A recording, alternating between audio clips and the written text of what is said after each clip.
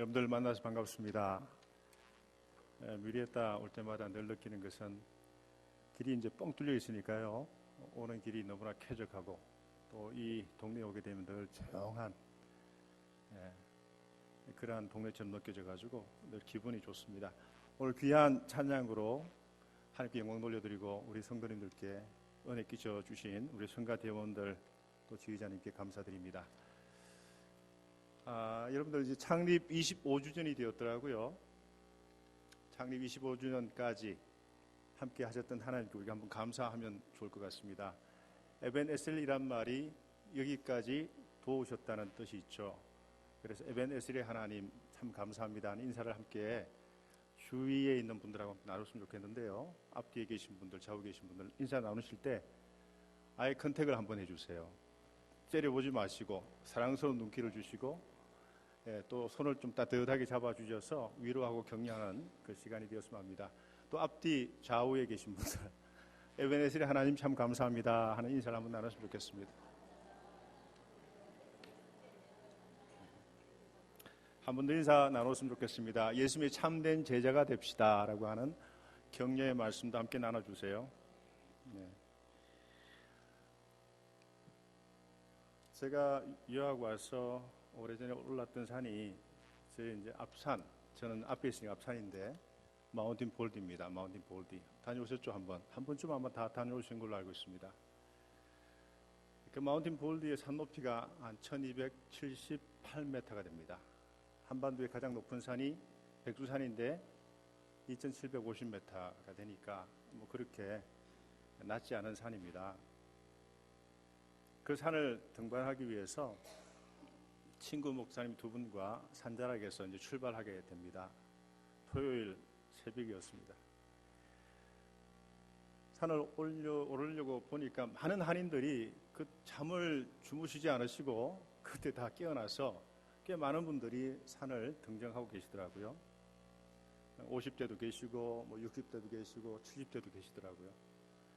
분명히 저희하고 같이 출발했는데 저희들이 한 산의 정상까지 못 가고 한 중간 정도에서 올라가고 있는데 이미 산을 정복하고 70대 노부부께서 이미 내려오고 계셔요. 저희들 보니 얼마나 한심하겠습니까? 숨은 턱에까지 차고 응급추춤해서 올라가는데 아마 보기가 닦였던지 이런 농담을 거십니다. 당신들은 50 같은 70이고 우린 70 같은 50이라고 막 농담을 거셔요. 너무 힘든 나머지 그루터기나 펌프지만 그 바위돌에 앉아가지고 올라가고 내려가는 분들의 뒷모습을 바라보게 되었습니다. 가장 보기 좋은 것은 70대 노부부께서 두런두런 이야기하면서 앞서거니 뒤서거니 하면서 올라가시고 내려가시는 그 모습이 너무 보기 좋았습니다.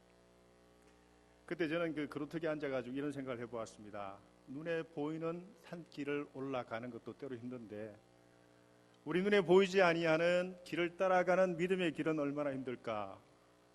때로 그 길을 간다는 것이 참 큰 도전이 되는구나. 얼마나 힘들까. 이건 기적과 같다. 그런 생각을 해보았습니다. 산을 내려오고 난 다음 다리가 붓기 시작하더니만 한 주간 끙끙대다가 고통스럽게 시간을 보냈습니다. 여러분들 우리 눈에 보이지 않은 길이 있는데 분명히 나 있는 길이 있죠. 천국을 날아가는 새 길은 우리 눈에 보이지 않습니다만 새는 그 길을 따라 날아갑니다. 우리 뼛속까지 시원하게 여름철 뼛속까지 시원하게 하는 해풍 바닷바람의 길 분명히 있지만 그 바닷바람의 길은 눈에 보이지 않습니다. 자녀들을 양육하고 출산해서 양육하는 어머님이 베푸시는 사랑의 길, 어머님이 걸어가시는 길은 우리 눈에 보이지 않지만 어머님이 걸어가야 할 길은 분명히 있는 겁니다. 우리가 눈에 보이지 않지만 우리가 함께 걸어가야 할 믿음의 길, 신앙의 길도 분명히 있습니다. 많은 분들이 그 길을 가지만 그 길에서 중도 하차하는 분들도 분명히 있습니다. 준비되지 않은 사람은 갈 수 없는 긴 여정, 그것이 바로 믿음의 길이 아닌가 생각해 봅니다. 보이는 길도 있지만 보이지 않는 길도 있습니다. 분명히 우리 주위에는 그런 길들이 많습니다. 요사이 어깨 처진 분들이 너무 많습니다. 우리 한국 사회 같은 경우에는 OECD 국가 가운데 자살률이 상당히 높습니다. 하루에 20-30명이 돌아오지 못할 길을 선택해서 가시는 분들이 있습니다. 어느 때 가장 힘들까요? 길은 가야 하는데 그 길이 보이지 않을 때 많은 사람들은 절망하게 됩니다. 그 절망의 극단적인 상황은 suicidal, 자살이라고 할 수가 있습니다. 길이 없다는 것은 뭡니까? 희망이 없다는 말입니다. 길이 보이지 않을 때 사람들은 절망을 느낍니다. 길이 보인다는 것은 희망을 뜻합니다. 이렇듯 우리 주위에는 좌절하고 낭망하고 살 소망이 끊어진 분들이 많습니다. 상처 입은 영혼들이 많고요. 내일을 기약할 수 없는 분들이 많습니다. 갈 곳이 없어 방황하는 사람들, 살아가지만 희망을 잃은 사람들이 우리 주위의 이웃들입니다. 여러분들 죄와 벌, 까라마초프의 형제들이라고 하는 위대한 그 작품을 남겼던 러시아의 대문호 도스토옙스키가 28살의 나이에 국가 내란 음모 죄에 걸려서 사형 선고를 받게 됩니다. 처형되는 그날 형틀에 묶여 있는데 그에게 주어진 시간은 단 5분이었습니다. 그 5분 가운데 이분은 먼 길을 찾아 자기를 찾아와서 위로한다고 하는 친구들과 함께 마지막 인사 나누는데 이분을 쓰기로 하고요. 나머지 이분은 자기를 둘러싸고 있는 자연의 경관을 한번 음미해 본다고 쓰고요. 나머지 일부는 자기가 가야 할 길을 한번 생각해 보는데 엄청난 고통이 몰려옵니다. 다리에 힘이 풀리고 주저앉고 싶을 만큼 극심한 공포를 느꼈습니다. 그가 느꼈던 그 공포의 근원은 죽고 난 다음 가야 할 길이 보이지 않았기 때문이었습니다. 그 절망과 극심한 공포를 느끼는 그 순간 러시아 황제가 보냈던 메신저가 도착해서 그에게 사형 대신 10일의 유형을 보낸다고 하는 칙서를 들고 그제서 그는 그 죽음의 위기에서 건짐을 받게 됩니다. 그 사건을 기점으로 그는 자신의 생애를 한번 돌아보게 되었고 그가 남긴 많은 작품에는 신앙적인 깊이가 있는 그런 소설을 쓰게 되지요. 우리가 살면서 걸어가야 할 길이 분명히 있습니다. 그렇지만 죽고 난 다음에 가는 길 또한 분명히 있습니다. 성경에 길과 관계된 단어가 1861번이 나옵니다. 사랑과 관계된 단어가 더 많이 나올 것 같죠? 사랑과 관계된 단어가 688번이 나옵니다. 길과 관계된 단어가 사랑과 관계된 단어보다 3배가 더 많습니다. 그만큼 길이란 단어가 함축하고 있는 그 의미가 성경에서는 상당히 중요하다는 그런 뜻이 되겠습니다. 성경에서 길이란 단어처럼 다양한 의미로 사용되는 단어도 없을 것입니다. 구약 성경에서는 계명과 법도를 뜻하는 하나님의 길이란 단어가 있고요. 의로운 길, 성실한 길, 악인의 길, 의인의 길, 하나님의 길, 인간의 길, 수많은 다양한 종류의 길을 이야기합니다. 하나님의 길과 인간의 길은 천냥지차로 다르다 이런 말씀도 합니다. 이사야 55장 8, 9절에 그런 말씀이 나옵니다. 신약 성경에서는 길은 진리와 생명으로 사용되기도 하고요. 방법과 수단을 가리키기도 합니다. 삶의 태도와 자세를 뜻하기도 합니다. 그리고 바울은 이 길이란 단어를 원칙과 명령이라는 의미로 사용하기도 했습니다. 만약 우리 앞에 참된 길이 없다고 한다면, 구원과 생명으로 가는 길이 없다고 한다면 굳이 우리가 오늘 이 자리에 나와서 함께 예배 드려야 할 이유가 분명히 없는 겁니다. 각자 원하는 방식대로 각자 추구하는 삶의 길대로 살면 되는 것입니다.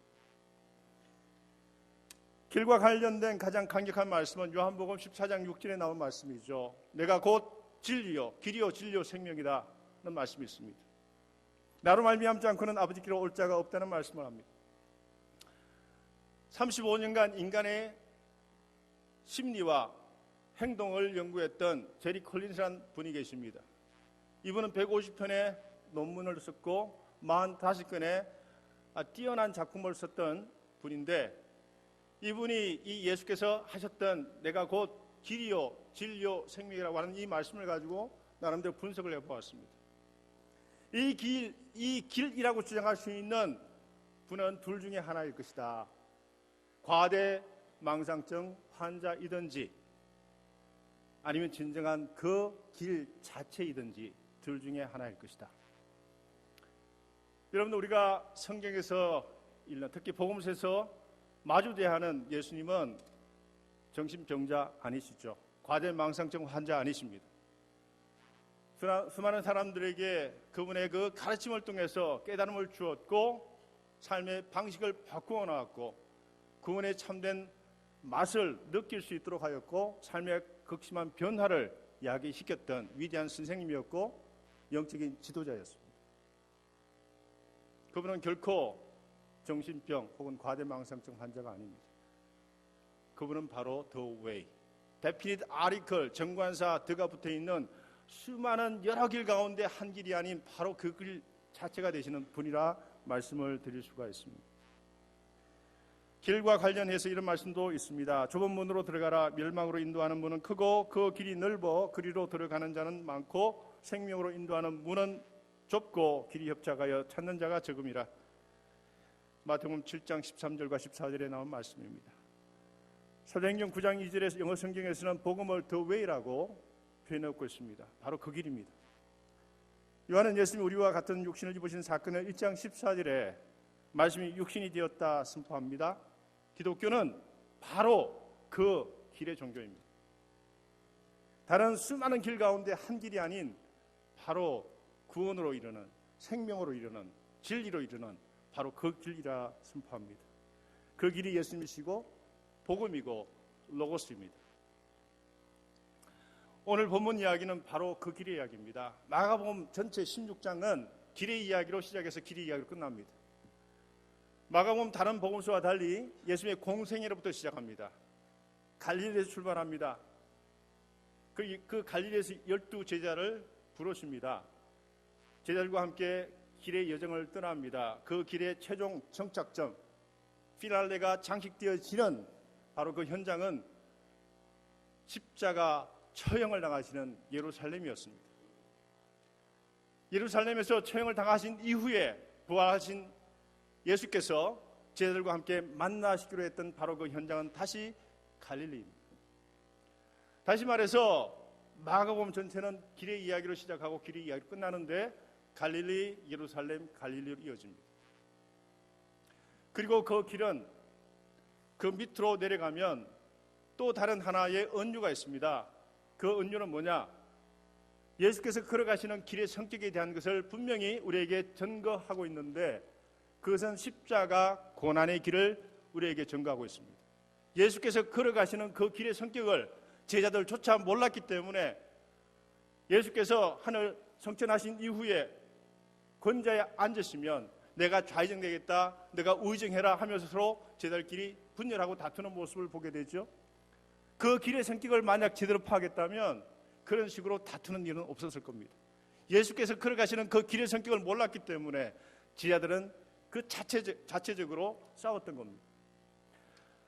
자, 예수께서 걸어가시는 그 길을 따라 가야만 하는 또 다른 길이 있는데 그것은 제자가 가야 할 제자도 discipleship을 전가하고 있습니다. 다시 말해서 이 세 가지 길의 종류가 함께 어우러져서 마가복음 전체가 하나의 이야기로 전거되고 있습니다. 갈릴리, 예루살렘, 갈릴리로 이어지는 물리적 공간적 이동의 길을 이야기하면서 동시에 예수께서 걸어가시는 그 길이 어떤 길인가를 우리에게 전가하는데 그것은 바로 십자가 고난의 길, 우리 인류를 위해서 고난당하시는 그 길을 선거하고 있습니다. 또 한 단계 더 내려가면 심층적으로 누가 나와 함께 이 고난의 현장까지 갈 수 있는 진정한 제자가 될 수 있느냐라고 도전하시는 바로 제자도 디사이플십을 우리에게 묻고 있습니다. 오늘 우리가 같이 읽었던 마가복음 10장의 본문도 마찬가지입니다. 마가복음 전체가 길 이야기로 시작하는 것처럼 마가복음 10장의 이야기도 바디메오 이야기도 길의 이야기로 시작해서 길의 이야기로 마쳐지죠. 10장 46절 제가 읽어드립니다.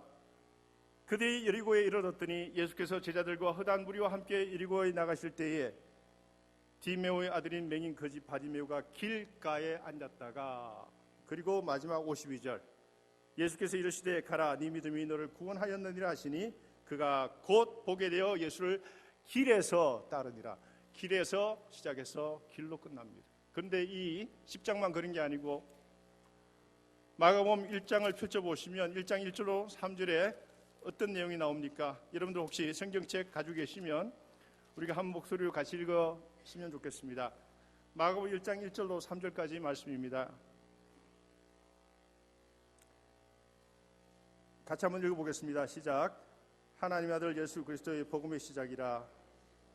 선지자 이사야의 글에 보라 내가 내 사자를 네 앞에 보내노니 그가 네 길을 준비하리라. 광야에 외치는 자의 소리가 있어 이르되 너희는 주의 길을 준비하라. 그의 오실 길을 곱게 하라. 그렇죠? 근데 여기서만 나오는 게 아니고 이 길을 가고 있음을 끊임없이 그 당대의 독자 청중들이 알려주기 위해서 길 가시다가 길 가는 도중에 도상에서 이런 표현이 계속 반복해 나옵니다. 8장에 한번 나옵니다. 인자가 고난당하고 죽어야 된다. 앞으로 자신의 운명을 예고하는 내용이 나와요. 그리고 그 길에 대해서 설명하고 9장에서 한 번 더 합니다. 인자가 고난당하고 죽어야 된다. 10장에서도 마찬가지 인자가 고난당하고 죽어야 된다. 끊임없이 제자들에게 자신이 가야 하는 그 길의 성격을 깨닫게 하고 알려주는데 실상 제자들은 그 길이 어떤 길인지를 모르고 함께 가고 있는 겁니다. 자, 여러분들 예수님이 가장 절실히 제자들이 필요했던 순간이 언제일까요? 처절하게 십자가 처형을 당하는 바로 그 현장에 제자들이 있기를 원하셨겠죠. 그런데 어느 제자가 그 자리를 지켰습니까? 한 명도 없습니다. 다 도망갔습니다. 뿔뿔이 흩어졌습니다. 자, 인간적인 생각을 한다면 예수님이 다시는 너희들 안 보겠다라고 하는 것이 맞는 거예요. 함께 3년간 동고동락했고요. 수많은 기적과 귀한 깨우침을 전하는 메시지를 함께 나누었음에도 불구하고 결정적 순간에 어느 누구 하나 제자다운 삶을 보여주지 못한 겁니다. 그러면 다 내쳤을 것 같은데 예수님은 십자가 처형을 당하시고 부활하신 이후에 제자들과 함께 만나시기로 약속했던 현장이 있습니다. 갈릴리에서 다시 보자라고 하는 그러한 메시지를 한 제자를 통해 전달케 합니다. 왜 그랬을까요, 여러분들? 세컨드 찬스입니다. 이게 예수님의 은혜죠. 한 번 더 기회를 주는 겁니다. 왜 하필 갈릴리였을까요? 그를 처음 제자로 불러주었던 현장이 바로 갈릴리였기 때문에. 다시 말해서 다시 리스타팅 하라는 겁니다. 참된 제자의 삶을 살아보라는 겁니다. 한 번 더 기회를 주셨습니다. 자, 그 이후에 제자들의 삶은 어떻게 바뀌었을까요? 아시는 것처럼 위대한 교회 역사를 펼쳐나가는 하나님의 도구로 쓰임받아서 많은 제자들이 한 명을 제외하고는, 사도 요한을 제외하고는 다 순교를 당한 걸로 그렇게 기록해 놓고 있습니다.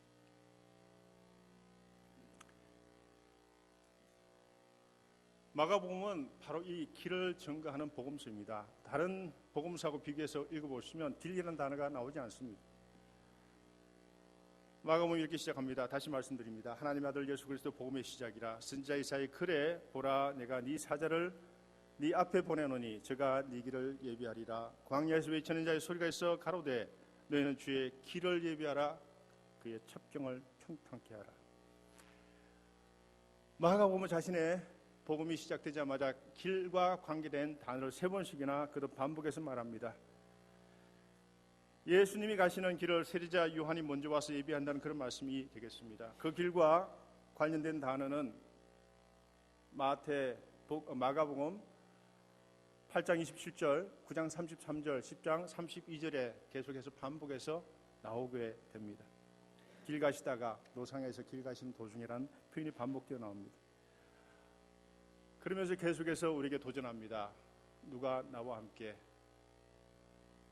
그 길의 여정 속에 탈락하지 아니하고 참된 제자의 길을 같이 갈 수 있을까라고 계속해서 제자들이 마음을 놓고 합니다. 자, 바로 그 길을 가는 진정한 제자를 우리는 오늘 같이 읽었던 마가복음 10장에서 만나게 됩니다. 여러분, 바디메오는 누굽니까? 예리고 성문 앞에서 구걸하며 하루를 겨우 연명하는 거지였습니다. 딴 사람이 도와주어야만 하루하루 끼니를 이어가면서 살아갈 수 있는 그런, 어떻게 생각하면 사회 밑바닥 최하층에 있는 사람이었죠. 그리고 맹인이었습니다. 유대사회 속에서 맹인이 어떤 위치를 차지하죠? 여러분들, 육체적 장애를 가지고 있으면 그것을 탐탁찮게 여겼습니다. 저주의 결과로 보았습니다. 부모의 죄 때문이든지 아니면 자신의 죄 때문에 그 결과에 이르렀다고 그렇게 평가하고 저주하고 그리고 차별하는 것이 바로 유대사회였습니다. 그런 점에서 맹인 거지 바디메오는 자신의 형편도 너무 어려웠지만 사회적 차별, 어떻게 보면 다른 사람이 여러 번 그를 대하는 방식 속에 사회적 죽음을 여러 번 경험했던 사람이었습니다. 그렇지 않습니까? 그리고 이 사람은 이름이 없습니다. 바디메오는 이름이 아닙니다.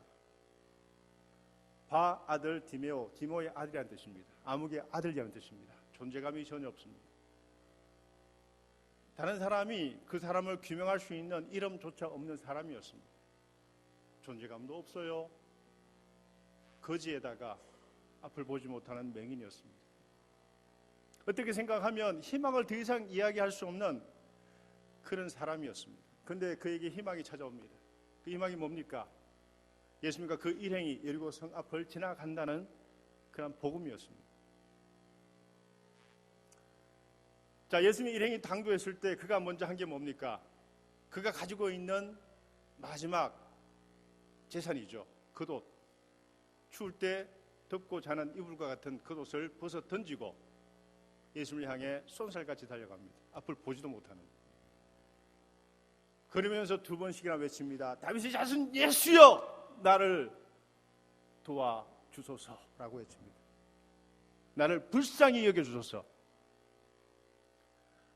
여러분들 성경을 읽다 보면 우리 존재의 트랜스포메이션, 변화를 나타낼 때 사용하는 메타포 원료가 뭐냐면 집, 하우스 혹은 옷입니다. 그가 가지고 있는 옷을 벗어 던진 것은 그의 존재가 지금 현재 변화하고 있다는 것을 상징적으로 우리에게 전달해 줍니다. 맹인 거지 바디메오는 이름조차 없는 이 사람은 어떻게 생각하면 막장 인생이었습니다. 갱도의 끝입니다. 더 이상 가고 싶어도 갈 수 없는 막다른 골목, 희망을 내려놓아야 할 바로 그 현장에 서 있는 막다른 골목에 있는 사람이었습니다. 그 사람이 예수를 만나 희망을 이에게 생각을 하게 됩니다.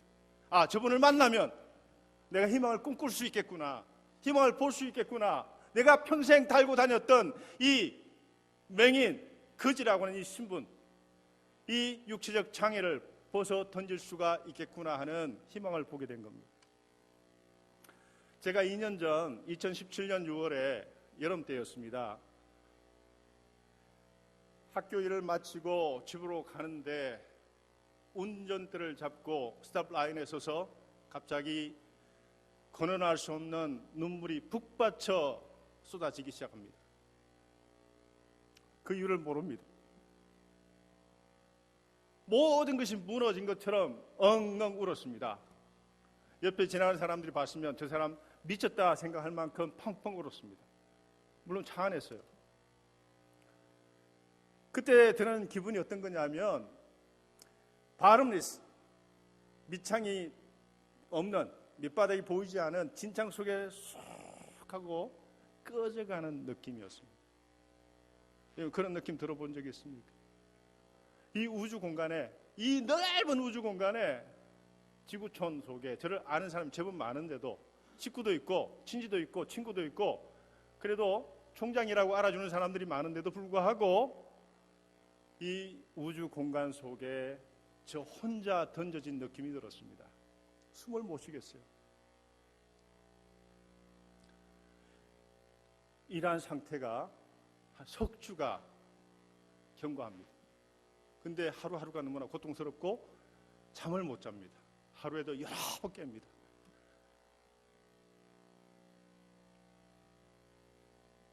서서 있으면 앉고 싶고, 안고 싶으면 눕고 싶은데 해결이 되지 않습니다. 심장의 비트가 너무 빠르게 진동합니다. 숨을 못 쉬겠어요. 죽겠더라고요. 이 상태로 며칠만 더 진행되면, 한 주가 더 만약 진행되면 나는 죽는 게 좋겠다. 죽어야 되겠다.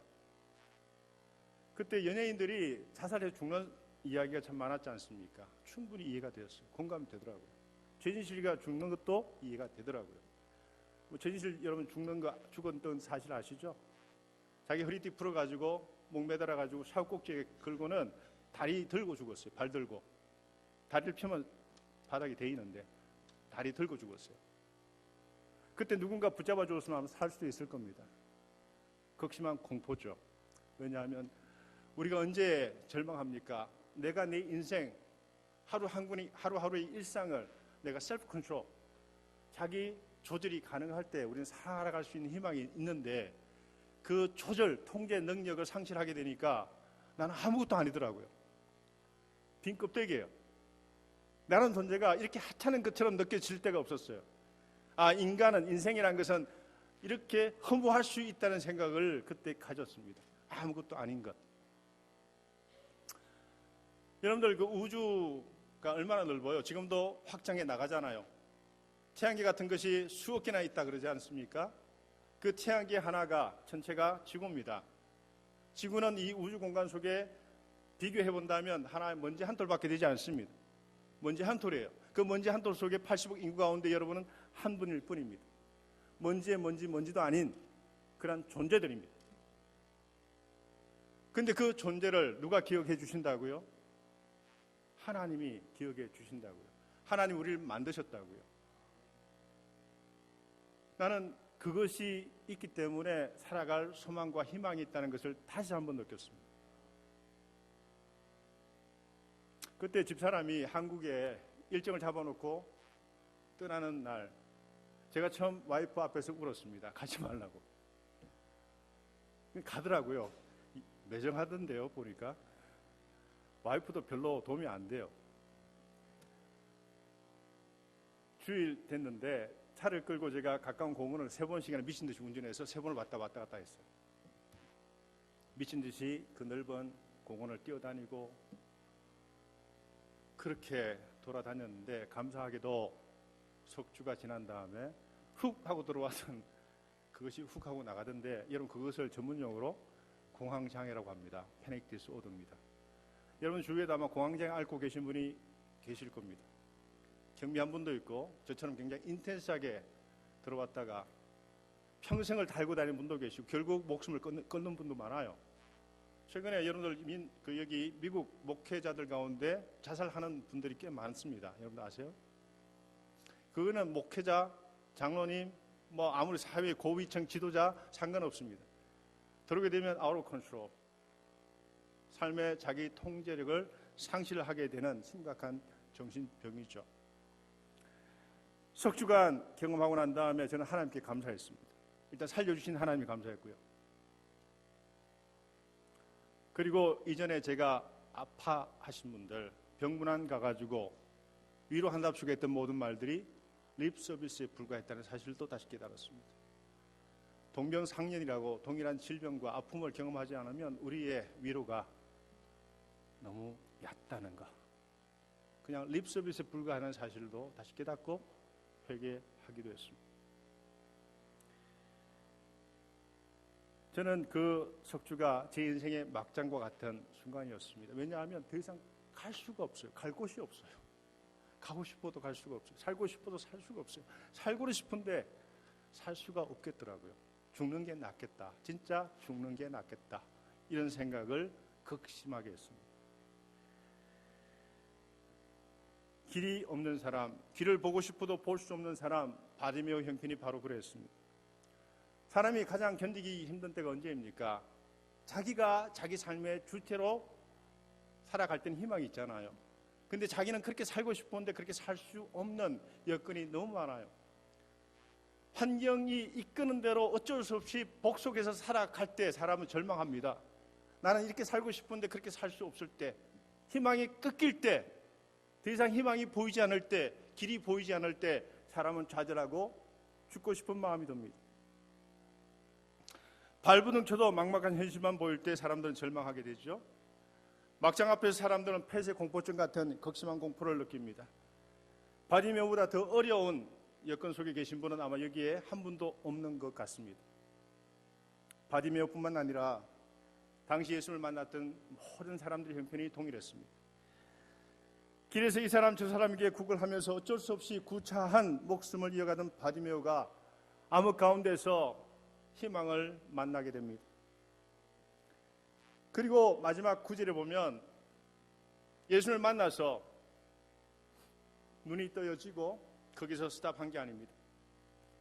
다윗의 자손 예수여 나를 불쌍히 여겨 주소서라고 그 외침 가운데 예수님은 그를 구원해 주셨고요. 그가 일평생 간직해왔던 그 희망이 이루어졌습니다. 중요한 것은 희망이 이루어지고 난 다음 그가 거기에 스테인 머물러 버린 것이 아니고 그 다음 어떻게 합니까? 마지막 그 구절에 보면 예수를 길에서 따르니라 좇으니라 이런 표현이 나오지 않습니까? 이 따른다, 좇는다 이 표현은 헬라어로 아콜루데라는 단어입니다. 아콜루데오. 이 단어의 뜻이 뭐냐 하면 제자가 스승이 가는 그 길의 성격을 알고서 따라간다 할 때 사용되는 전문 용어입니다. 그 길을 따라가면 좋은 일도 분명히 있겠죠. 그렇지만 그 길을 따라가면 고난도 있고 고통도 있고 심지어 목숨도 잃을 수 있음을 알고 따라간다 할 때 사용되는 단어가 좇는다, 따른다는 아콜루데라는 단어입니다. 맹인 거지 바디메오가 눈을 떠지고 난 다음에 그 희망이 일평생 간직했던 그 희망이 이루어졌기 때문에 어떻게 생각하면 스테이인 그 자리에 머물러도 어느 누구 하나 욕하지 않을 겁니다. 근데 중요한 것은 그는 거기에 머무르지 않고 예수님과 함께 그 여정을 떠납니다. 예수께서 가시는 그 현장을 함께 따라갔다는 겁니다. 제자가 되어서 제자도를 실천하기 위해서 따라갔다는 겁니다. 어떻게 생각하면 가진 것도 없어, 지식도 없어, 사회 계층에서 가장 밑바닥에 있는 그가 예수님이 제자가 되었다는 그 사실 자체가 기적인데 그보다 더 놀라운 것은 예수께서 걸어가시는 그 고난의 여정에 그가 함께 참여해서 제자로 함께 따라갔다는 것이 더 중요하지 않겠습니까?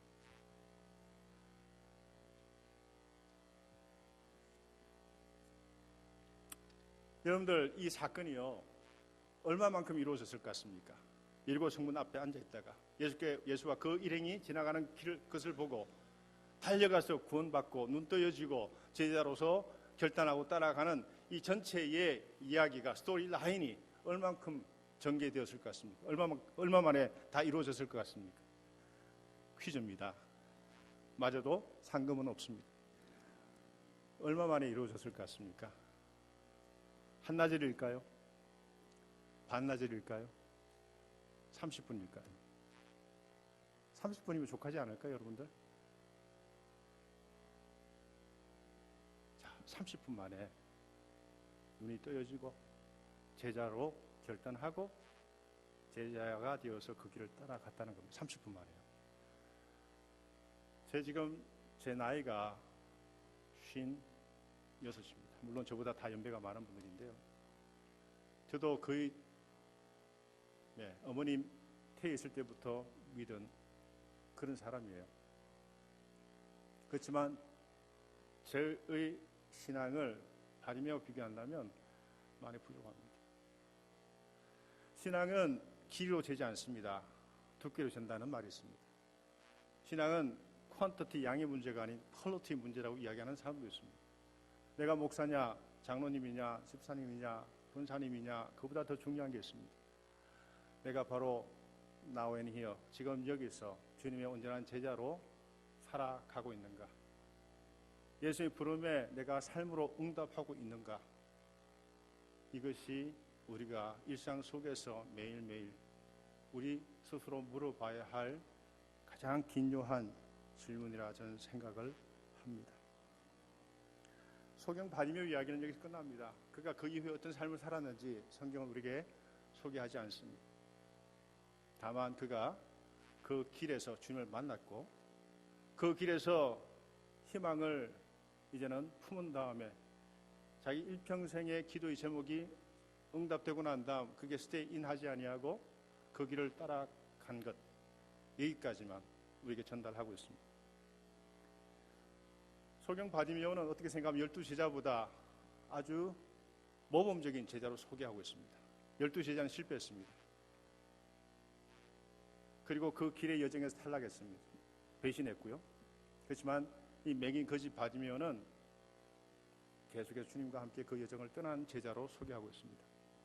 그런 제자 가운데 여인들이 있습니다.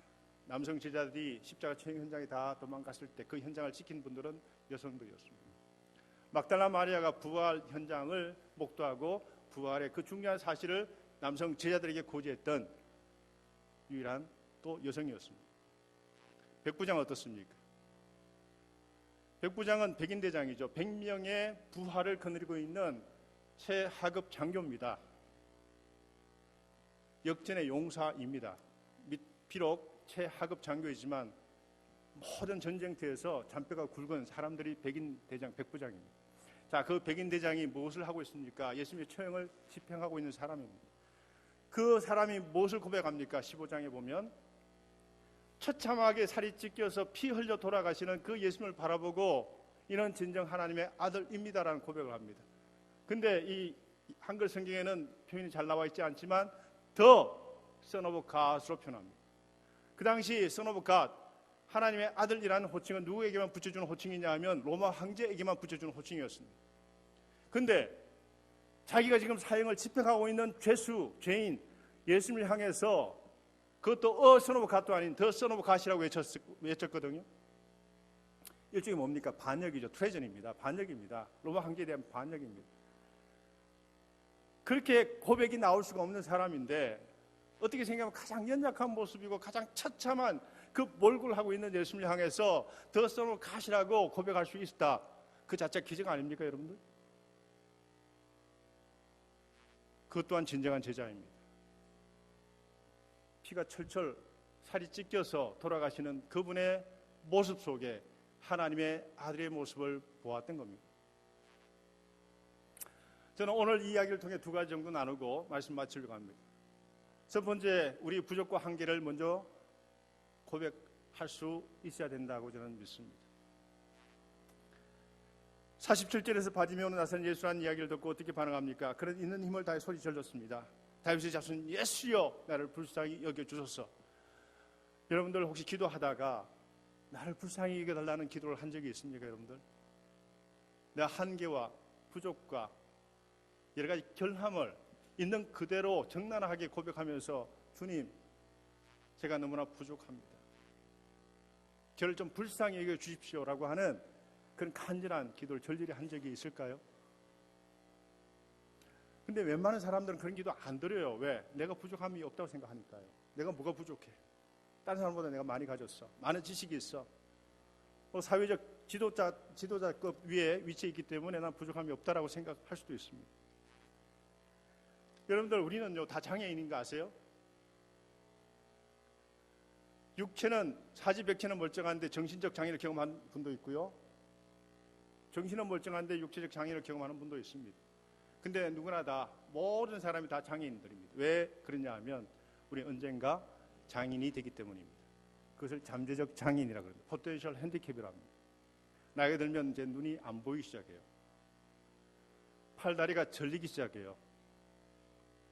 걷지를 못할 때가 분명히 있습니다. 이제 누워 있을 때가 분명히 있을 겁니다. 그 장애인 아닙니까? 젊은 사람들 언젠가는 장애인 됩니다. 건강한 분도 언젠가는 장애인이 됩니다. 그런 점에서 우리 모두는 결국 장애인이 되고 맙니다. 이것이 인생의 마지막 막다름이 아닐까요? 바디메오는 비록 눈은 멀었지만 예수님이 많은 병자를 고쳤다는 소식을 들었고요. 그리고 이제 가까이 오고 계시다는 소식을 들었습니다. 그는 비록 볼 수 있는 눈은 없었지만 들을 수 있는 귀는 있었습니다.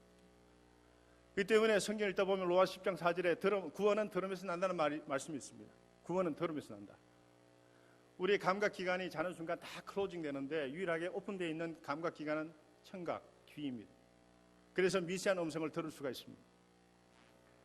우리의 한계와 문제를 인정하고 성령이 말씀하고 있는 것을 듣고서 예수께 기도하는 것, 우리 모든 성도님들이 해야 할 가장 중요한 일이 아닐까요? 그리고 부족하지만 우리가 가지고 있는 것으로 주님께 나가는 겁니다. 그러면 주님께서 그대로 인정하고 받아주실 겁니다. 내가 뭔가 준비해서 나가야지 일평생 아마 못 나갈 거예요. 현재 있는 그 자리에서 내가 가지고 있는 한계와 부족을 솔직하게 고백하고 주님 나를 불쌍히 여기 주소서라고 외치면서 주님께 달려갈 때 주님은 그런 사람을 품에 안고 변화시켜 주시고 예수님의 진정한 제자로 만들어 주실 것입니다. 나를 불쌍히 여겨주소서. 이 기도가 우리의 기도가 되길 바랍니다. 내가 뭔가 부족한 것을 인정하기 싫어하는 그 태도를 내려놓고 적어도 주님 앞에서는 우리 부족과 한계와 결함을 고백할 수 있는 저와 여러분 되실 수 있기를 바랍니다. 여러분 가장 큰 장애가 뭔지 아세요? 영적 장애가 자기 부족을 인정하지 않는 겁니다. 하나님이 자비를 구하지 않는 겁니다. 왜 그럴까요? 내가 너무 교만해 있기 때문에. 하나님 위대하신 하나님이 눈에 보이지 않고 자기의 차가 너무 크게 보이다 보니 하나님이 눈에 보이지 않아요. 구하지 않습니다. 자기 불쌍함을 간구하지 않습니다. 하나님 보시기에 그것이 가장 큰 영적 장애입니다. 여러분 부자들이 가장 많았던 소아시아 7교회 가운데 하나가 어디냐면 라오디게아 교회입니다. 라오디게아 교회는 7교회 가운데 가장 부유했던 교회입니다. 거기에 양떼들이 많아서 모직 산업의 중심지였고요. 그리고 모든 돈이 유통되어지는 금융산업의 본산지였고요. 안약을 제조했기 때문에 사람들의 눈이 늘 밝았던 지역이 라오디게아 지역이었습니다. 온천수가 흘러가기 때문에 수많은 사람들이 몰려오는 관광지, 휴양지였습니다. 그 때문에 자금이 많았습니다. 7교회 가운데, 소아시아 7교회 가운데 가장 부유했던 라오디게아 교회를 향해 주님은 뭐라고 질책하십니까? 너희들이 헐벗고 가난하고 영적으로 얼마나 무지한가를 깨달으라고 질책합니다. 안약을 사서 바르지만 실제로 영안이 닫혀 있고요. 화려한 옷을 걸치고 있지만 가장 헐벗은 사람들, 그들이 바로 라오디게아 교인이라고 예수님은 그렇게 예언하시며 질책하셨습니다. 네가 말하기를 나는 부자라 부유하여 부족한 것이 없다 하나 네 공고한 것과 가련한 것과 가난한 것과 눈먼 것과 벌거벗은 것을 알지 못하도다라고 하면 질책합니다. 주의 많은 사람들이 예수님을 큰 소리로 부르짖는 바디메오를 향해 조용하고 소리치며 칠수록 그는 더욱더 큰 소리로 다윗의 자손 예수여 나를 불쌍히 여겨 주소서라고 외칩니다. 저는 이것을 영적인 헝거리 정신이라고 그렇게 부르고 싶습니다. 한국 교회가 여러분들 7, 80년대에 관통하면서 얼마나 많이 부흥했습니까? 근데 그 부에 너무나 도취된 나머지 영적인 동력을 많이 상실하지 않았습니까? 사회 지탄을 많이 받습니다. 왜 그럴까요? 영적으로 더 풍족해야 되는데 물질적 그 풍요함 때문에 영적으로 다 고갈된 상태에 빠지게 되었습니다. 이게 더 심각한 문제입니다. 영적 헝거리 정신으로 예수께 달려갔던 바디메오보다는 네게 있는 것을 다 팔아 가난한 자들에게 나누어 주라는 예수의 말씀에 근심 어린 얼굴로 돌아간 부자 가는 같은 사람들이 되었습니다. 바디메오 이런 영적 헝거리 정신이 없어서 우리는 구하지 않습니다. 구하다가 주위나 환경이 좋으면 도와서 구하지 않고 힘들면 힘들어서 포기하는 경우가 많습니다. 야고보 4장 2절의 말씀처럼 우리가 얻지 못하는 것은 구하지 않기 때문입니다. 실제로 영적으로 거의 아사 상태, 굶어 죽어가야 할 바로 그 상태임에도 불구하고 많은 사람들은 간절히 구하지 않습니다.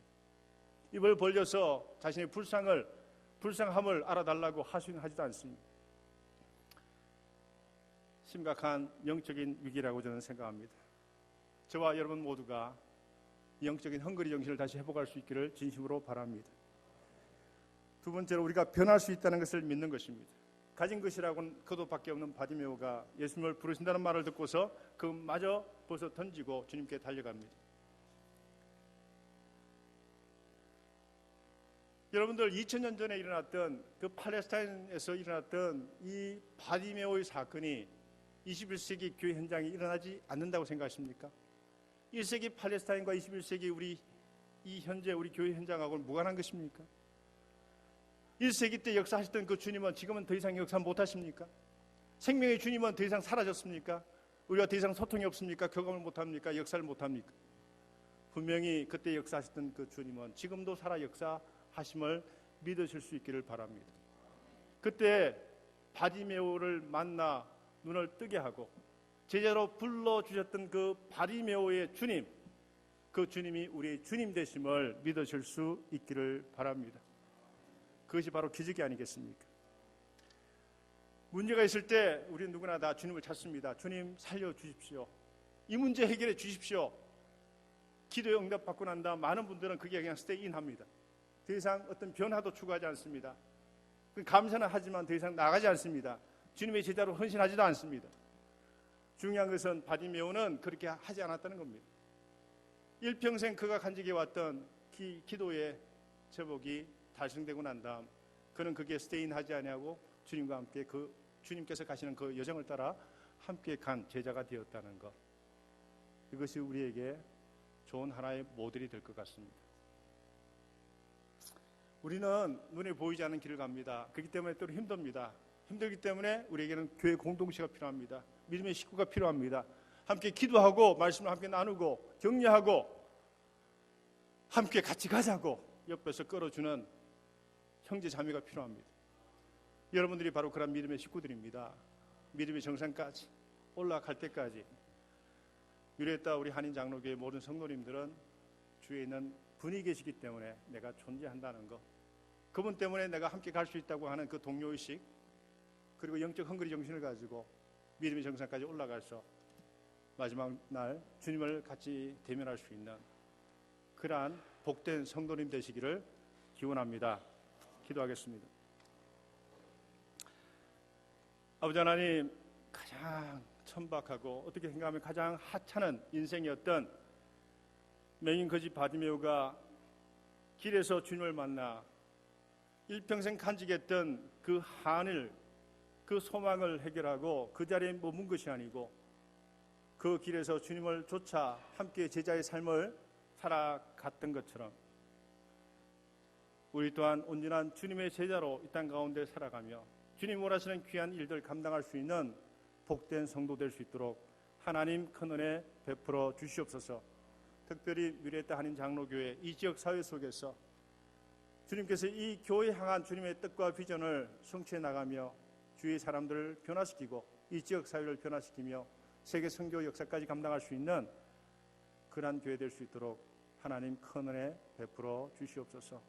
참으로 감사드리오며 우리 주 예수 그리스도 간절히 기도드립니다. 아멘.